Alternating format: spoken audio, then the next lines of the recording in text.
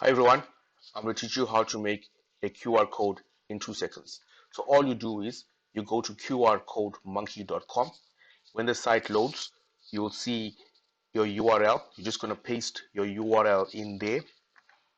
I've already got my URL in there, and you can set the colors. You can do all of that. There's a few things, but I just leave it default, and I click on create QR code.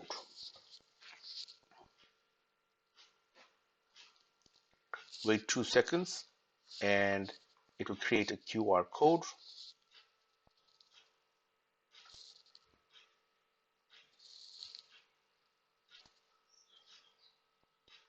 And then you can just download the PNG.